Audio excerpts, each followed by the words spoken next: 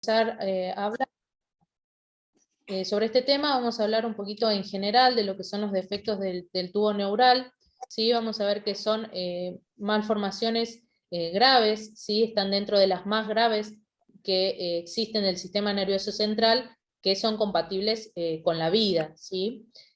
Van a producirse por una falla en el proceso de neurulación en el periodo embrionario, durante el cierre del tubo neural, ¿sí? Que esto se va a producir hasta el día 25 de gestación. Como pueden ver acá abajo, el proceso de lo que sería la formación del tubo neural. Vamos a ver que los defectos del tubo neural pueden darse tanto a nivel cerebral, ¿sí? Que acá entraría lo que es la anencefalia y el encefalocele, y a nivel de la columna vertebral, en donde tenemos específicamente lo que es espina bífida y disrafismo espinal. En cuanto a la incidencia, algunas estadísticas de Argentina, dadas por el RENAC, en el año 2018, los defectos del tubo neural en general, tanto cerebrales como espinales, tenían una incidencia de 8,28 cada 10.000 nacidos vivos, y en cuanto específicamente a lo que es espina bífida, un poquito menor, de 5,14 cada 10.000 nacidos vivos, aproximadamente 260 niños anual, ¿sí? En el 2018. Y en 2019 esta incidencia aumentó levemente, ¿sí? Con un 5,6 cada 10.000 nacidos vivos, lo que daría un total aproximado de 385 niños. Bueno, para empezar a hablar un poquito de lo que es la anatomía, ¿sí? Vamos a ver que la médula espinal va a discurrir, ¿sí? A través del canal espinal, que va a estar dentro de lo que sería la columna vertebral, que va a estar formada por 7 vértebras cervicales, 12 torácicas, 5 lumbares, 5 sacras y 4 coxígeas. En cuanto a la anatomía específica de lo que sería la vértebra, vamos a ver que está formada por una sección anterior o arco anterior y una sección posterior, y en el medio de la conjunción de estas dos regiones va a encontrarse el canal espinal, por donde va a pasar la médula espinal, y a su vez van a ir saliendo hacia los laterales lo que son los nervios espinales a través de los agujeros de conjunción. Lo que sería el cuerpo vertebral va a estar hacia anterior, y lo que serían las apófisis laterales y apófisis espinosas hacia posterior. Cada vértebra es una unidad totalmente cerrada. Justamente en el mielomeningocele lo que vamos a encontrar es una solución de continuidad en lo que sería la región posterior de la vértebra. Para hablar un poquito de lo que decíamos recién, pueden haber 3 tipos de lesiones, ¿sí? Vamos a tener lo que es espina bífida en sí o raquisquisis, que va a ser justamente esta no fusión completa de lo que sería el arco posterior de la vértebra, que esto se le llama así cuando es una sola vértebra. Llamamos disrafismo espinal cuando involucra a varias vértebras, y esto puede ir acompañado de lo que se llama lesión y seno dérmico, que va a estar en contacto con las meninges, digamos es todo tejido blando, que generalmente va a ocultar este disrafismo espinal, que va a estar cubierto por piel sana, y en ocasiones puede presentar hipertricosis, ¿sí? Como un mechón de pelo. En cuanto a las lesiones principales de lo que sería digamos, la espina bífida o los defectos del tubo neural a nivel de la columna, tenemos 3 patologías principales. La primera sería el meningocele, que es la forma más simple de estas patologías. Va a ser una lesión quística que va a estar formada solamente por las meninges, y que va a contener solamente líquido cefalorraquídeo. Si bien va a estar en contacto, en comunicación con el canal espinal, no va a presentar dentro del mismo ningún elemento nervioso. Por lo tanto, en su evolución no va a presentar ningún tipo de déficit neurológico. Sí puede estar asociada, como decíamos recién, a un tipo de segunda lesión, que puede ser esto que llamamos seno dérmico, o algún tipo de lipoma o de tumoración de partes blandas. En segundo lugar tenemos el mielomeningocele, en donde acá ya vamos a tener lo que es un compromiso medular con elongación y adherencia del tejido nervioso a lo que serían las estructuras epidérmicas adyacentes. Acá, como vemos en el gráfico, la médula va a discurrir a través del diafragma espinal y se va a introducir dentro de lo que es el meningocele, y este saco puede encontrarse íntegro o roto. Y por último, la lesión más grave y que es también, por suerte, la más infrecuente, es la mielosquisis o mielocele, en donde acá ya la placa neural va a estar completamente abierta y expuesta a la intemperie, ¿sí? No va a tener nada de tejido blando recubriéndola, y acá el líquido cefalorraquídeo va a salir espontáneamente y vamos a encontrar un defecto neurológico completo por debajo de esta lesión. Bueno, en el protocolo vamos a hablar específicamente de mielomeningocele, que es una de las patologías que tenemos frecuentemente en la neo, así que vamos a abocarnos específicamente a este tipo de defecto del tubo neural. Vamos a hablar un poquito de lo que es el diagnóstico prenatal, ¿sí? Más del 90% del diagnóstico prenatal de certeza se puede realizar mediante la ecografía, ¿sí? Que es un método simple e inocuo para la madre y para el bebé, pero bueno, es necesario sí que se haga por personal entrenado, ¿no? en dicha patología, y también en el uso de este método diagnóstico. Se puede realizar el diagnóstico dentro de las primeras semanas, ¿sí? Entre las semanas 11 y 14, que sería lo más precoz posible, aunque es bastante difícil y lo debe hacer alguien muy especializado.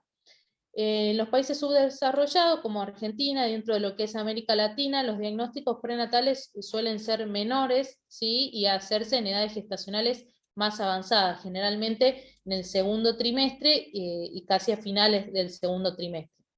Dentro de los métodos que podemos utilizar para hacer el diagnóstico prenatal, como dijimos, la ecografía es el principal, pero también podemos hacerlo mediante la medición de alfa-fetoproteína, tanto en sangre como en líquido amniótico, y la resonancia magnética nuclear fetal. En cuanto a la ecografía específicamente, dentro de lo que sería el primer trimestre, podemos evaluar tanto de forma directa el defecto, digamos, de la columna, o evaluar signos intracraneales indirectos. Como decíamos, los que se pueden realizar entre la semana 11 y 14 son extremadamente difíciles y tienen que ser por alguien que esté entrenado en esta patología, y también suelen ser los diagnósticos de casos más severos.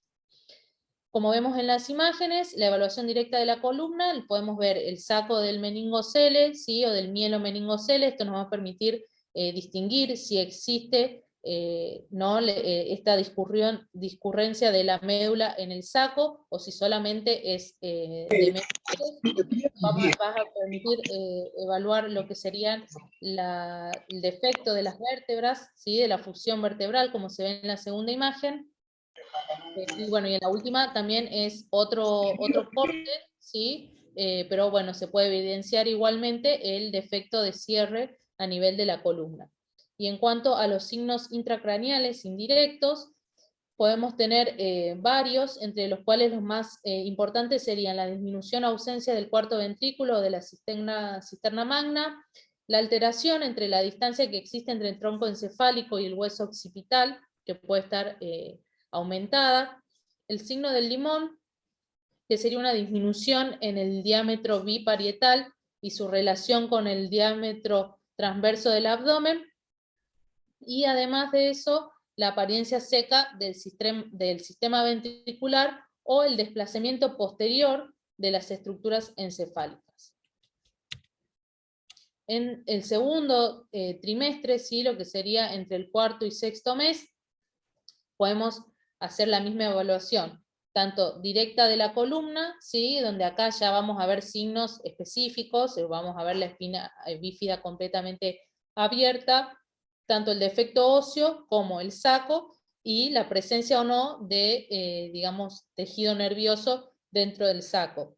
Y a nivel intracraneal, como hablábamos recién, como ven acá en la imagen, el signo del limón, que sería esta disminución del diámetro biparietal, puede estar acompañado también de ventriculomegalia y anomalías cerebelosas, tanto como ausencia del cerebelo. En la fosa posterior, un cerebelo que sea muy pequeño, o que presente una concavidad anterior, como sería la segunda imagen que se denomina signo de la banana. Para tener en cuenta, mientras más bajo es el defecto, mejor va a ser el pronóstico a posterior de ese niño. Y es importante que cuando hagamos la evaluación ecográfica se pueda evaluar la presencia y la magnitud de las ventriculomegalias si llegaran a existir, ya que tener una ventriculomegalia de mayor de 15 milímetros, mayor o igual a 15 milímetros, es un factor predictor de hidrocefalia. La siguiente método diagnóstico que podemos utilizar es la resonancia magnética nuclear fetal.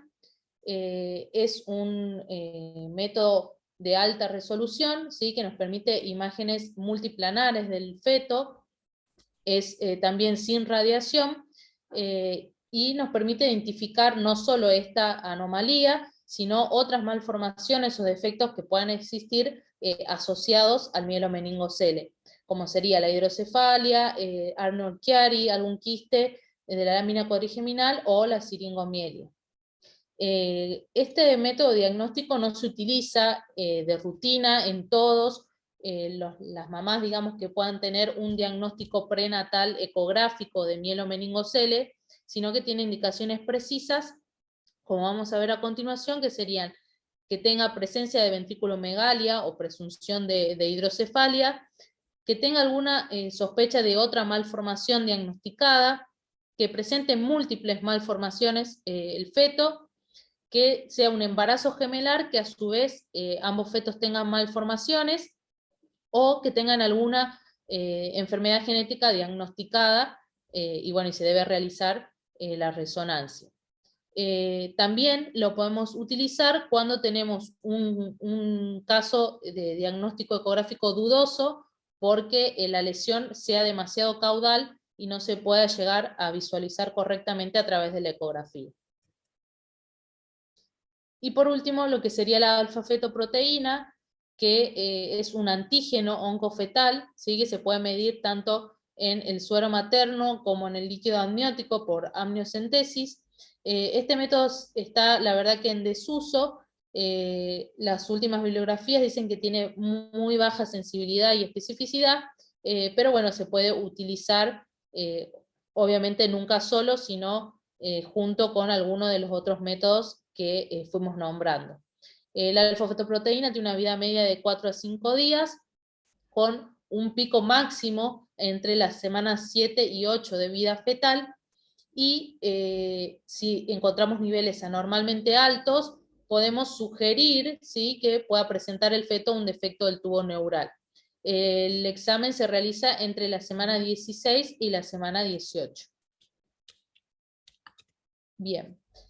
Lo importante a tener en cuenta es que si nosotros llegamos al diagnóstico de mielomeningocele, no debemos adelantar el parto de ese niño, ¿sí? Debemos esperar lo más cercano al término posible, obviamente siempre que no presente ninguna complicación ni él ni la madre, y planificar este nacimiento de forma adecuada en una institución que cuente con todo lo necesario para la atención de ese niño por nacer y que cuente con un equipo multidisciplinario.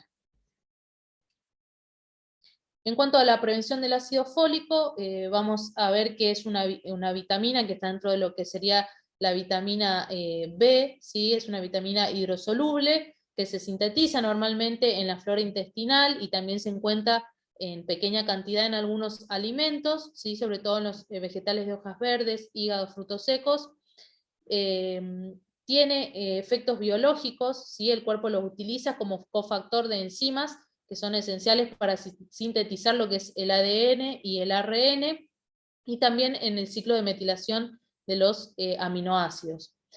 Lo que sí, que por esto las madres van a necesitar la suplementación, ¿sí? Tiene una estructura molecular que es débil, ¿sí?, que se rompe con factores como el calor, como la oxidación o la luz ultravioleta. Por eso, todo lo que la madre pueda ingerir a través de los alimentos queda escaso para la protección, digamos, y el buen desarrollo de lo que sería el sistema nervioso central del bebé. Se vio que la deficiencia del ácido fólico durante la etapa periconcepcional, tanto antes de la concepción como durante el primer trimestre, se correlaciona con la prevalencia de esta patología e influye dentro de su etiología. Según las recomendaciones, vamos a ver que más del 50% de los casos podrían evitarse si las madres hubiesen consumido ácido fólico suficiente un mes antes de la concepción hasta el primer trimestre, sí que serían las 12 semanas. Entonces, por eso el Ministerio de Salud de la Nación hizo unas recomendaciones que, bueno, después la pueden encontrar en la bibliografía, en donde vamos a ver que la necesidad de ácido fólico de una mujer gestante es de 400 microgramos al día. Entonces, se recomienda que cualquier mujer que haya tenido ya un hijo con algún tipo de defecto del tubo neural, tiene que consumir 4 miligramos por día de ácido fólico, al menos un mes antes de la concepción, durante todo el primer trimestre de embarazo, ¿sí? Esto tiene una recomendación a nivel A. Y las mujeres que no tienen antecedentes de defectos del tubo neural, tienen que consumir menos de 1 miligramo por día. Es necesario recalcar que esta medicación tiene que ser en forma de monofármacos, ¿sí? Que la madre tome multivitamínicos, aunque contengan lo que sería el ácido fólico, no se vio que la biodisponibilidad no es igual que si la madre consume solamente en monofármaco lo que sería el ácido fólico. Y además, obviamente, acompañarlo con un consumo de alimentos ricos en ácido fólico. Las principales causas de deficiencia en las madres va a ser la ingesta inadecuada, algún tipo de mala absorción, el aumento del consumo o alteraciones en la utilización, el alcoholismo, algún tipo de patología intestinal que pueda llevar justamente a la mala absorción o interacción con alguna otra medicación. Argentina en el año 2002 ¿sí? Saca una ley que es la 25.630, que es la Ley Nacional de Prevención tanto de anemia como de anomalías del tubo neural, y lo que hacen con esta ley es fortificar todas las harinas de trigo que se utilicen para el consumo de la población. Y se vio que con esta medida se disminuyó la prevalencia de los defectos del tubo neural en un 60%.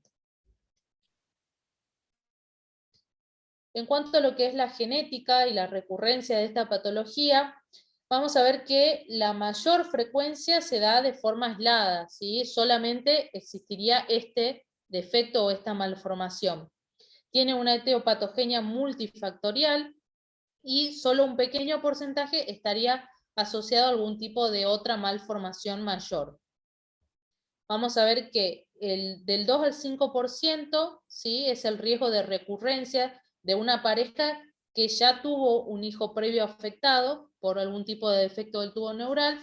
Un 5 al 20% van a encontrarse dentro de lo que serían síndromes genéticos, sobre todo la trisomía 18, trisomía 13 o depresión del cromosoma 21q, y menos del 1% entraría dentro de lo que es el complejo OEIS, que serían varias malformaciones mayores como el onfalocele, estrofia de la cloaca, ano imperforado y algún tipo de defecto vertebral o del tubo neural.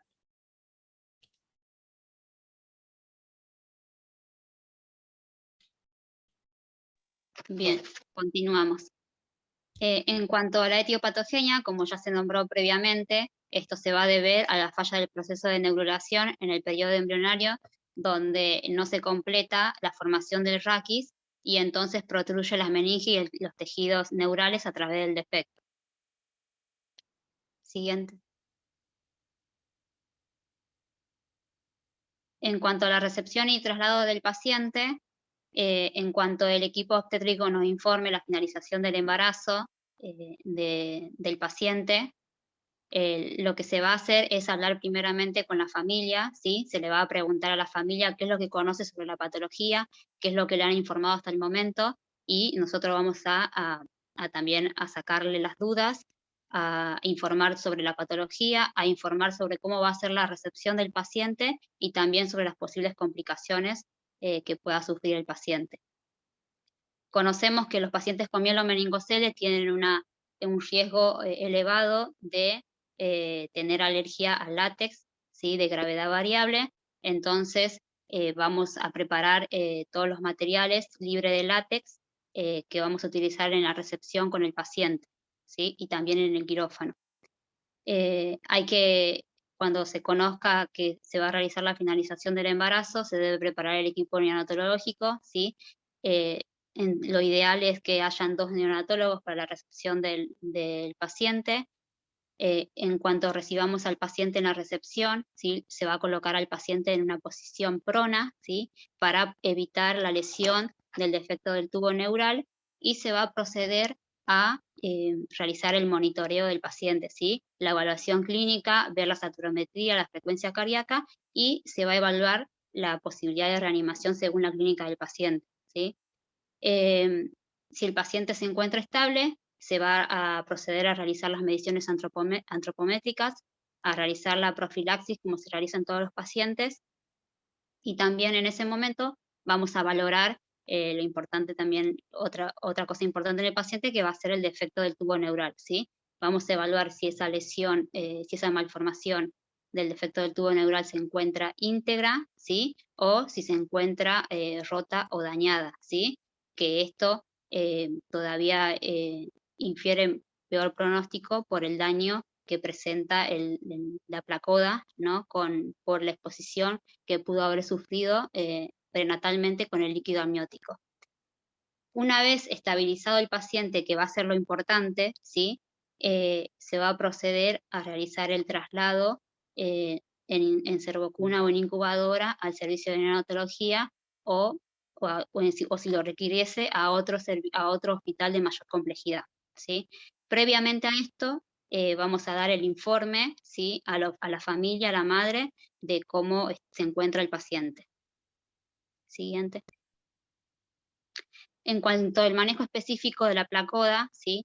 Como ya nombré, vamos a usar materiales libres de látex. En el caso de nuestro hospital contamos con guantes estériles de vinilo, ¿sí? Que va a ser con lo que vamos a manipular al paciente.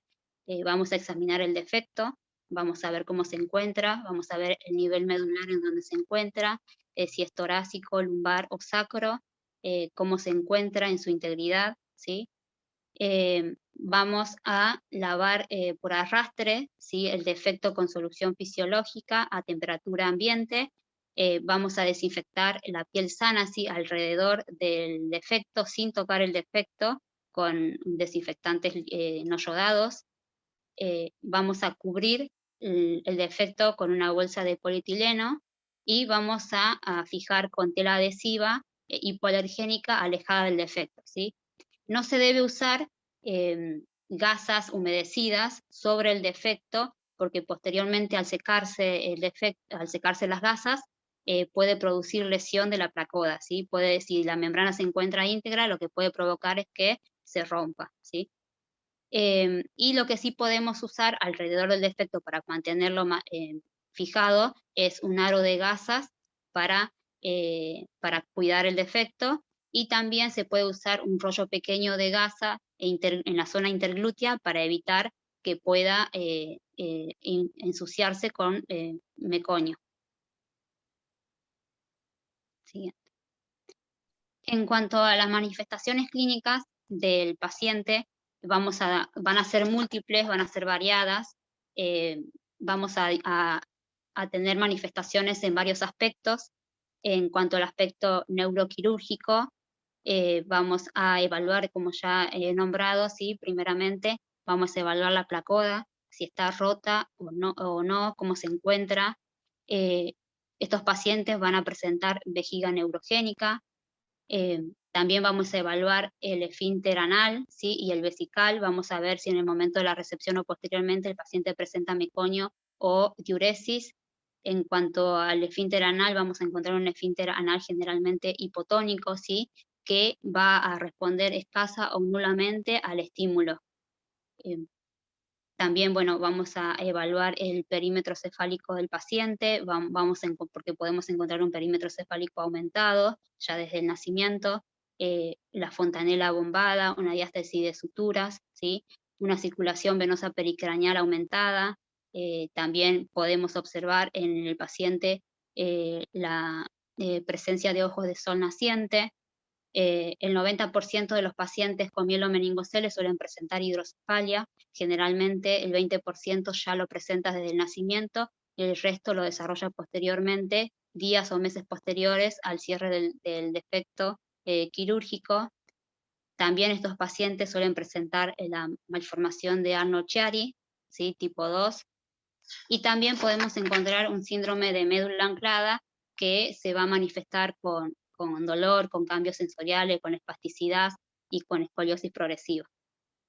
También estos pacientes suelen presentar convulsiones que generalmente se desarrollan en la niñez, y va a ser mayor en aquellos pacientes que vayan a requerir válvula de derivación ventrículo-peritoneal. Siguiente. En cuanto a otro aspecto, el urológico, que también es muy importante en estos pacientes, todo paciente con mielomeningocele debe ser asumido como portador de vejiga neurogénica, ¿sí? Y también estos pacientes van a presentar riesgos, ¿sí?, de insuficiencia renal, que lo van a desarrollar ya sea porque tengan una vejiga que no se vacíe, y que también requiera presión alta para llenarse desde el riñón, ¿sí? Estos son factores de riesgo que van a predisponer a que el paciente desarrolle la insuficiencia renal. Siguiente.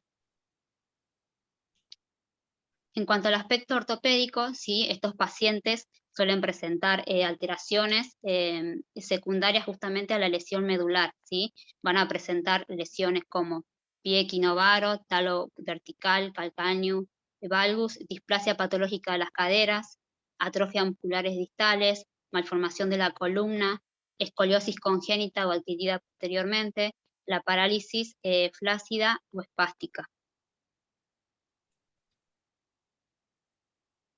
En cuanto a los exámenes complementarios, ¿sí?, también vamos a ir por aspecto para evaluar cada aspecto que son muy importantes en estos pacientes, como el aspecto neuroquirúrgico. Como ya dije, estos pacientes es muy importante medir el perímetro cefálico por el riesgo que tienen, o porque ya desde el nacimiento tienen hidrocefalia, o porque posteriormente lo van a desarrollar, ¿sí? Entonces, medir el perímetro cefálico al nacimiento y diariamente, sí, es muy importante. Es uno de los estudios clínicos, o sea, de los estudios y evaluación clínica que vamos a realizar nosotros. También en estos pacientes se va a realizar una ecografía transfontanelar, ¿sí?, que con esto lo que evaluamos es la dilatación de los ventrículos que se puedan dar en estos pacientes.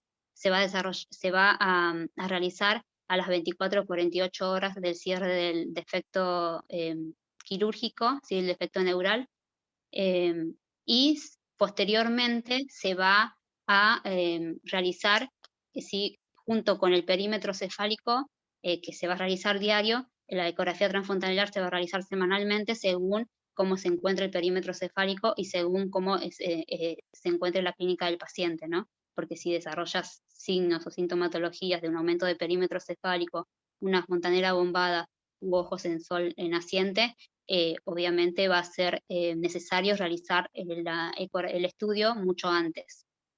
También se va a realizar una tomografía de cráneo, ¿sí? Si no contamos en nuestro hospital para poder realizar una resonancia a la brevedad, se va a realizar una tomografía de cráneo donde también evaluamos la dilatación de los ventrículos, y en cuanto el paciente cambia de clínica y presenta gran aumento de perímetro cefálico o signos sintomatología de hidrocefalia, es ideal para poder evaluar todo esto y poder realizar posteriormente la colocación de la derivación ventrículo-peritoneal de la válvula, ¿sí?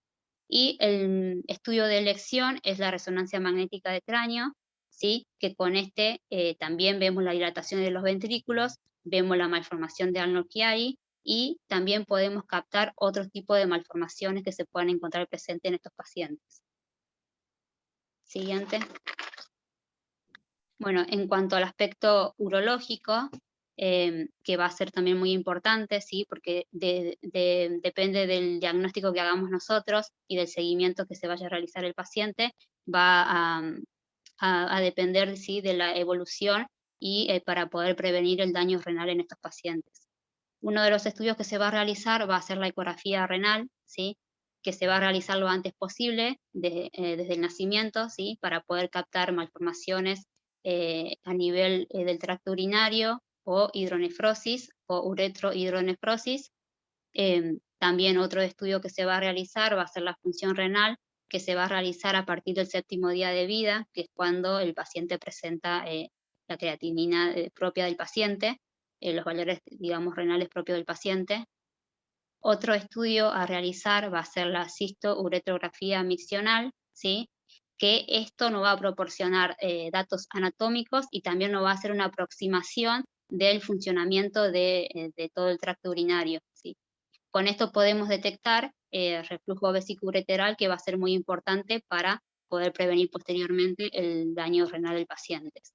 Y otro estudio a realizar, ¿sí?, es la urodinamia, ¿sí?, que nos va a proporcionar más específicamente lo que es la información sobre la capacidad de almacenar y vaciar orina, ¿sí? Nos va a determinar la capacidad vesical, la presión de llenado vesical, la presión intravesical y la presencia o ausencia de actividad refleja del detrusor, del músculo detrusor, la competencia de los mecanismos esfinterianos y el grado de coordinación entre el músculo detrusor y los mecanismos esfinterianos, ¿sí? A partir de esto, de todos estos parámetros que se van a evaluar a partir con este estudio de urodinamia, se va a poder determinar el tipo de vejiga neurogénica que tiene el paciente, y así también poder abordarlo adecuadamente posteriormente para su tratamiento, ¿sí?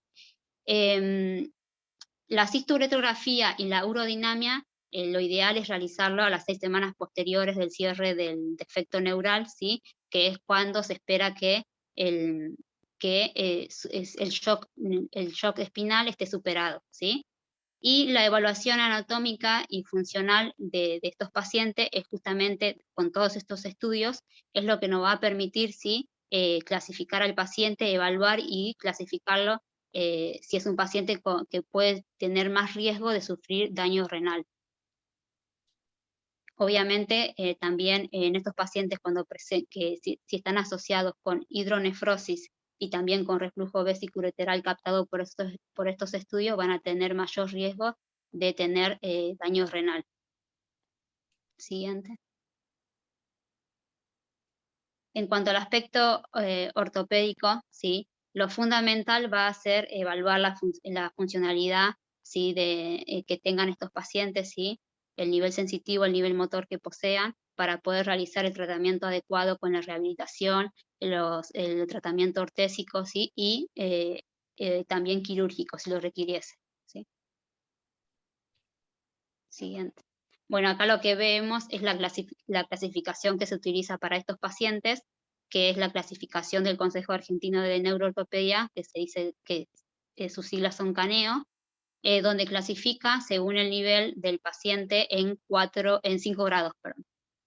Van a tener el grado 0, ¿sí?, que le va a afectar el tronco, el abdomen y los miembros superiores. El grado 1, donde va a tener los flexores y abductores de la cadera. El grado 2, la cuádriceps, ¿sí? El grado 3, los tibiales anteriores, isquiotibiales y glúteos. El grado 4, simplejía, incontinencia esfinteriana, y el grado 5, que es asimétrico. Siguiente. En cuanto a las comorbilidades, ¿sí?, de estos pacientes, lo fundamental, ¿sí?, que me voy a explayar un poquito más en lo que ya venía diciendo, en cuanto a la alergia al látex, sí, como dije, estos pacientes tienen altos riesgos de desarrollar alergia al látex, en un 20 a 67% en los pacientes con mielomeningocele, tienen una predisposición, sí, de presentar reacciones de hipersensibilidad mediadas por IgE. Por eso es que es importante cuidar en todos los aspectos el contacto con el látex. Fundamental va a ser también en el quirófano, ¿sí?, cuando se recibe el paciente, estos pacientes, en el quirófano los cuidados que se tienen que tener es que en la noche anterior se deben retirar todos los materiales que posean látex, porque justamente, como ejemplo, el talco del guante de látex lo que hace es vehiculizar, ¿sí?, las partículas de látex en el aire, y eso también puede provocar que se produzca la sensibilización al látex. Se va a programar al paciente en el primer turno, ¿sí?, de la mañana, habiendo pasado por lo menos 8 horas de la última cirugía que se realizó con materiales de látex. Y si no hay sustitutos, ¿sí?, de algunos materiales de látex que se van a usar en el quirófano, lo que se debe hacer es cubrir con telas todo lo que posea látex antes de ingresar al quirófano. Siguiente. Y otra cosa también muy importante, ¿sí?, que va a ser informar a los padres, ¿sí?, que ellos deben conocer que de esta alta probabilidad que tienen los pacientes mielomeningocele de desarrollar alergia al látex, para poder prevenir todo esto también en sus hogares, ¿no? Es muy importante que ellos sepan todo esto, y también que sepan los materiales en donde puedan contener látex, que son de uso cotidiano también para ellos y para el bebé, ¿no? Como acá nombro los chupetes, ¿sí?, los juguetes, que también hay pelotas de goma, globo, las cintas adhesivas, los materiales que vamos a usar nosotros para manipular al recién nacido, ¿sí?, la ropa, los impermeables, los pañales, las colchonetas, los bañadores, los carritos de bebé, las alfombras que también se encuentran en la casa, ¿sí?, los guantes que también vamos a usar, ¿sí?, la suela de zapatillas, zapatos. Hay muchos materiales, digamos, en el hogar que nosotros debemos informar a los padres para que ellos se puedan fijarse de poder sacar todos estos materiales del hogar para evitar este alto riesgo de desarrollar sensibilidad al látex. Para ello después debemos informar a la familia y también recomendarles los materiales que ellos pueden usar para poder usar con el paciente para prevenir esto. En esto vamos a recomendar, ¿sí?, sustitutos como el vinilo, el nitrilo, el neopreno, ¿sí?, la silicona, por ejemplo, los chupetes de silicona, ¿sí?, para que usen los pacientes. Entonces vamos a informar y vamos a dar toda esta información a los padres para que ellos puedan prevenir esto. Bien, en cuanto a la patología renal, es muy importante, ¿no?, preservar la función renal en estos pacientes. Entonces, para esto, lo ideal, ¿sí?, es que se logre un correcto llenado, un adecuado vaciado, ¿sí?, y hay que evitar la infección urinaria en estos pacientes, ¿no? Entonces, por todo lo que yo nombré anteriormente, todos los estudios que se realizan en el paciente para clasificarlo y ver el riesgo que tienen de desarrollar insuficiencia renal, ¿no? Para esto, ¿sí?, para la prevención de la patología renal, ¿sí?, vamos a utilizar el cateterismo intermitente limpio, ¿sí?, que tiene las siglas del SIL, que lo que es lo primero de elección que pueden realizar fácilmente los padres, ¿sí?, que se va a realizar el entrenamiento ya en el servicio de neonatología, ¿sí?, es un procedimiento dentro de todo sencillo, ¿sí?, que esto va a ayudar a vaciar la vejiga de forma adecuada y segura para poder mejorar la continencia de la vejiga. Eh, entonces, lo que se realiza es sencillo, ¿sí?, es un procedimiento limpio, ¿sí? Los padres lo único que tienen que usar es la higiene de las manos con lo que van a realizar el procedimiento, con agua y jabón, ¿sí? No hace falta que utilicen guantes, sin antisépticos y solamente con la higiene también de agua y jabón en los genitales del paciente, y van a proceder a realizar este cateterismo de 5 a 7 veces al día, ¿sí? Estos pacientes, al realizar este procedimiento, no es necesario que utilicen quimioprofilaxis, ¿sí? No hace falta, ¿sí? Sí se utiliza la quimioprofilaxis urinaria hasta la finalización de todos los estudios del paciente, ¿sí? Hasta finalizar, como yo dije, la cisturourografía misional, la urodinamia. Una vez que tiene todo eso, ¿sí?, hasta ese momento se va a realizar la quimioprofilaxis, y se va a continuar la quimioprofilaxis en el caso de los pacientes que presenten reflujo vésico-ureteral, hidronefrosis, o que también sean pacientes que suelen presentar infecciones urinarias recurrentes, ¿sí? En este caso, si no, no haría falta. La quimioprofilaxis que se usa en estos pacientes es, en menores de un mes, la cefalexina a dosis de 25 miligramos kilodosis, kilodía, perdón, que se utiliza una sola vez al día, y en mayores de un mes el TMS, ¿sí? Que se utiliza 2 miligramos kilodías, también una sola vez al día, ¿sí? Bueno, es importante saber que, bueno, hay que realizar el uso adecuado de antibióticos en estos pacientes, como dije, solamente a los que requieren nada más, ¿sí? Y que no hay que hacer un uso inadecuado justamente de los antibióticos, porque lo que podemos provocar es que haya resistencia de cepas y que provoquemos un mal mayor todavía. También hay medicaciones que también se pueden utilizar para disminuir la presión intravesical, que esto va a ser dado, ¿sí? Porque el paciente va a estar evaluado por otros profesionales, y lo que se va a usar es la oxibutinina y la tolterodina, ¿sí? Que son medicaciones para disminuir la presión intravesical y para ayudar a evitar el daño renal en el paciente.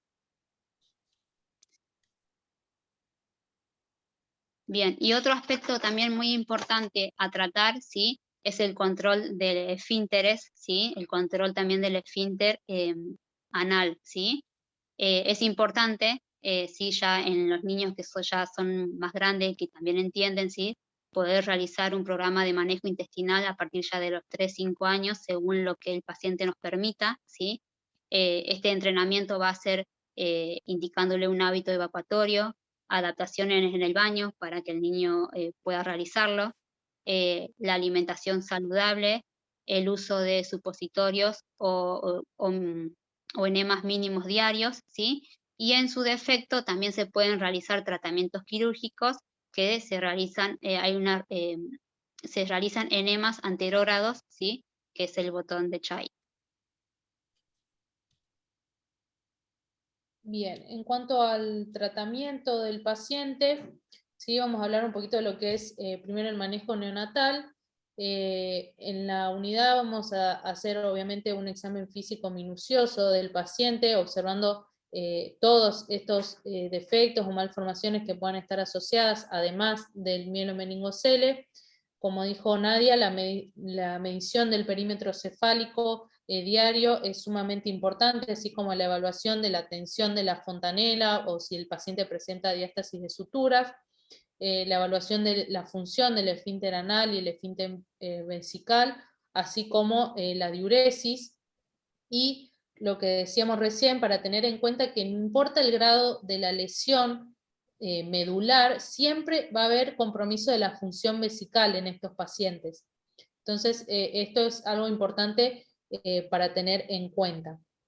Vamos a valorar la movilidad de los miembros inferiores, de las articulaciones, identificar, como decíamos, las malformaciones a nivel de los pies, de los huesos, ¿sí? De las caderas, y también tener en cuenta que si el paciente presenta algún tipo de estridor, de apnea o presencia de bradicardias, esto nos puede ser un signo de la malformación de Arnold-Chiari, entonces debemos evaluar específicamente este tipo de malformación asociada. En cuanto al periodo prequirúrgico, sí va a ser necesario que preparemos tanto al recién nacido como a su familia. Vamos a explicar, ¿sí? Lo que es esta cirugía, de qué se trata, preferiblemente acompañados de los neurocirujanos, ¿sí? Sería lo ideal. Tucu, se cortó. Perdón. ¿Ahí? Se escucha bien, ¿eh? Debes tener poca señal vos. Sí, se tildó Sandra, me parece.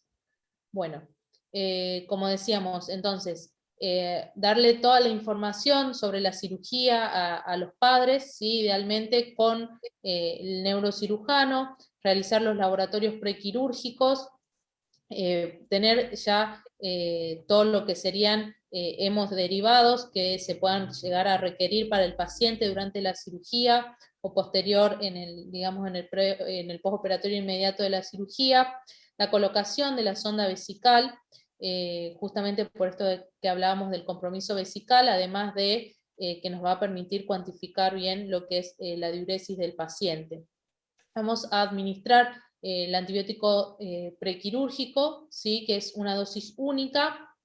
Acá sí vamos a tener en cuenta el mielomeningocele que va a ser abierto, ¿sí? Que obviamente va a tener más riesgo de meningitis, que en general se usa cefalotina o ampigenta.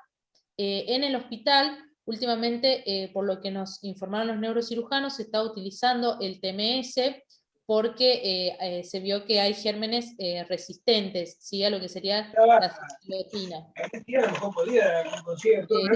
Previamente a la profilaxis antibiótica, en los pacientes que presentan un mielomeningocele abierto, debemos tomar hemocultivos por 2 y hacer un citoquímico y un cultivo de líquido cefalorraquídeo, por esto de que hablamos de que tiene mucho mayor riesgo de tener meningitis. Y en los mielomeningoceles que sean cerrados, podemos usar la cefalotina, ¿sí? Pero bueno, en el hospital, como les explicaba recién, se está utilizando lo que sería el TMS como profilaxis también en los cerrados por el aumento de gérmenes resistentes. En cuanto al tiempo quirúrgico, ¿sí? Va a depender de cada paciente. Idealmente se tiene que realizar la cirugía dentro de las primeras 48 horas de vida, ¿sí? Porque se vio que esto trae menos complicaciones y mejora el pronóstico neurológico del paciente. Y bueno, como dijo Nadia, todo se debe realizar en un ambiente libre de látex. En cuanto al periodo postoperatorio, ¿sí? En el inmediato vamos a hacer todo lo que es el control clínico del paciente, el balance de ingresos-egresos, la hidratación, mantener la termoneutralidad, darle pseudoanalgesia, ¿sí? Identificar las complicaciones inmediatas que pueda tener, controlar lo que sería el laboratorio, tanto hematocrito como estado de ácido base, ionograma y la glucemia del paciente. En cuanto al mediato, vamos a ver que idealmente, si el paciente está estable, lo ideal es empezar con la alimentación enteral, ¿sí? Después vamos a realizar, como había dicho Nadia, algunos estudios de neuroimagen, ¿sí? Como una tomografía o una resonancia, idealmente. Vamos a seguir haciendo la medición diaria del perímetro cefálico. Vamos a iniciar la capacitación de los padres, a lo que hablaba recién Nadia, del cateterismo intermitente limpio, y vamos a realizar lo que sería la evaluación de la funcionalidad del riñón, tanto con ecografía como laboratorio, y como hablábamos recién, vamos a dar lo que serían las quimioprofilaxis antibióticas hasta que el paciente complete todos los estudios de urodinamia. Vamos a consultar también con otros especialistas, ¿sí? Que van a hacer también parte del equipo multidisciplinario de seguimiento de estos niños, como sería el genetista, lo que sería traumatología y ortopedia, los kinesiólogos, y vamos a realizar también todos los estudios de pesquisa neonatal que se realizan normalmente en todos los niños. En cuanto al egreso hospitalario, ¿sí? El paciente se va a dar de alta cuando ya tenga todos los estudios y pesquisas correspondientes, cuando los papás ya estén asesorados, informados y capacitados sobre la patología que tiene su niño, y que puedan realizar un manejo adecuado de este bebé en el domicilio. También es necesario realizar un asesoramiento en cuanto al riesgo de recurrencia, como hablábamos de esta patología, ¿sí? Un asesoramiento genético de esta familia. Siempre el niño tiene que haber iniciado, ¿sí? El trámite del DNI, y idealmente iniciar lo que sería el trámite de discapacidad antes del egreso. Hacer toda la prevención, como decía Nadia, a los papás de lo que es la alergia al látex, de los elementos que pueden utilizar y los que no pueden utilizar en su domicilio. Planificar todos los seguimientos interdisciplinarios, ¿sí? Tratar de contactarnos nosotros con todos los especialistas y que ese niño pueda irse ya del hospital con todos los turnos, ¿sí? Con todo ya programado para mejorar, digamos, lo que sería la adherencia al seguimiento y al tratamiento de esta patología, de todo lo que trae con ella. los padres tienen que estar capacitados, ¿sí?, en realizar el cateterismo vesical. Esto es sumamente importante. Bueno, como decíamos, la profilaxis antibiótica, si el niño la requiere, y las vacunas que van a ser acordes a la edad cronológica del bebé. En cuanto al manejo interdisciplinario, vamos a ver que principalmente va a estar formado por el pediatra, ¿sí?, que va a ser como el encargado de interactuar con todos los especialistas y de hacer como de puente entre los especialistas y la familia. Va a ser el seguimiento clínico de ese niño, como de cualquier otro niño, ¿sí?, de crecimiento, de nutrición, el desarrollo sexual, la independencia de ese niño, el asesoramiento en cuanto a la alergia al látex, el seguimiento de la función renal, ¿sí?, y realizar la derivación oportuna al especialista en el caso de que llegara a encontrar alguna alteración en la misma, diagnosticar alguna otra complicación o comorbilidad asociada a la patología, asesorar en lo que es la rehabilitación, ¿sí?, en los procesos psicopedagógicos del niño, reforzar lo que son los controles periódicos con el especialista, tratar de ayudar a mantener el seguimiento de estos pacientes, ¿sí?, tratar de asegurar la inserción escolar de estos niños y trabajar también en el momento de que el paciente tenga que hacer la transición a instituciones de adultos. En cuanto a lo neuroquirúrgico, el manejo va a depender de si el paciente presenta o no hidrocefalia y si presenta o no válvula de derivación ventrículo-peritoneal. Entonces no presentan ninguna complicación postquirúrgica.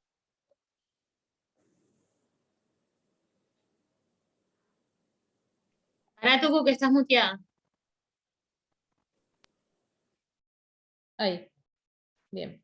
Bueno, decíamos que los pacientes que tengan válvula de derivación, que no presenten ninguna complicación postquirúrgica, se van a controlar a la semana y luego a los 15 días. Y si el paciente no requirió válvula de derivación, se van a hacer controles semanales, ¿sí?, con perímetro cefálico, control ecográfico, con ecografía transfontanelar durante el primer mes, y después van a ser cada 15 días y posteriormente mensual, pero bueno, esto va a depender claramente de la evolución del paciente.